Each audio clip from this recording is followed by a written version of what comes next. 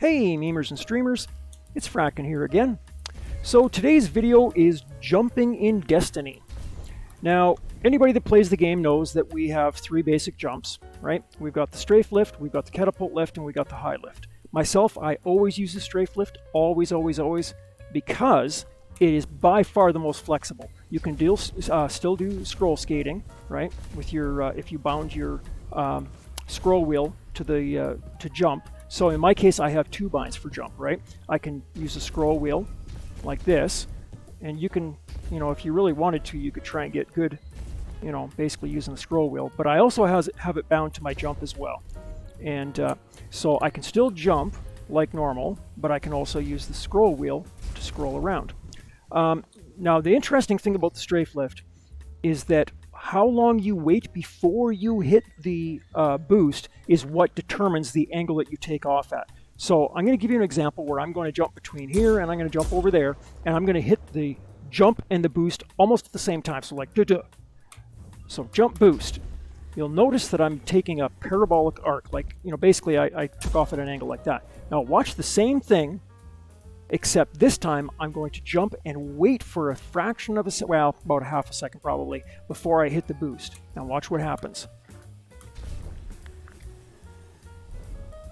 I essentially just went straight across, right? And this is the reason that I myself prefer the strafe lift, because it's very controllable. You also have control while you're in the air, so I'm not hitting the WASD keys here right now, but what I'm going to do is I'm going to jump, boost, and then use the directional keys, WASD. So jump, boost, move to the left. Okay. Jump, boost, move to the right. Jump, boost, move to the back. Jump, boost, move forward. Right?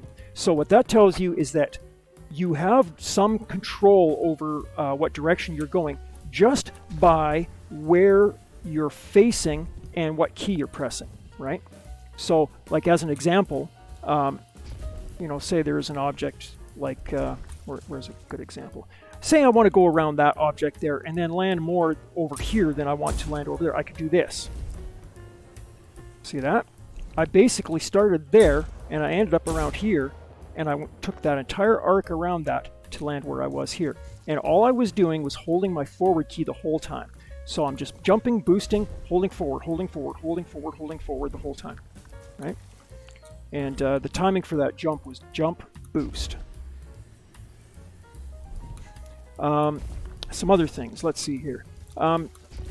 Probably the most important thing is to just find a nice quiet spot like this. Hopefully they don't start another friggin' event so it drowns everything out, but is to just find a nice quiet spot like this and just practice. Practice. And the important part about practice is to make sure you're practicing things that you find difficult. If you're just sitting here, if you're just doing this endlessly, over and over, this is not practice. This is horsing around. This is playing a game, right? If you want to practice, you have to try and push the envelope of what your skills are. So as an example, I want to try and land my feet there as close to that level as I can. So jump, pause, boost, pretty close. Same thing. In fact, that's another interesting thing. As far as the boost goes, you don't have to jump before you use the boost. What actually matters is whether your feet are on the ground. If your feet are off the ground and you hit jump, it doesn't matter whether you jumped first or if you're just in the air. If you hit your spacebar while your feet are off the ground, it engages your boost. So I can either jump and engage it, or if you listen very carefully, you'll notice that I'm not jumping here. Now boost. And you'll see what I mean, right? So anywho, yeah, just try and find a spot that that's quiet and secluded, or or noisy, wherever floats your boat. But just find a spot where you can find some harder jumps to do and just practice them, because that's really what builds skill, right? I mean, you can sit there and just hope that your skill gets better as you play the game, and that certainly will be the case up to a certain point. But for me, I'm a 50-year-old guy now, and my health is not very good. Like, not very good is an understatement, right? So I very early in the game hit a plateau as far as my skill. as far as aiming and shooting, or the jumping and just the mechanical skills in general. And the only way I managed to get around this to the point where I was at least competent with it is to just brute force practice whatever particular skills it was that I had that I was having trouble with. So jumping was one of those skills, and that's basically how I got it to the point where I can at least do a jumping puzzle without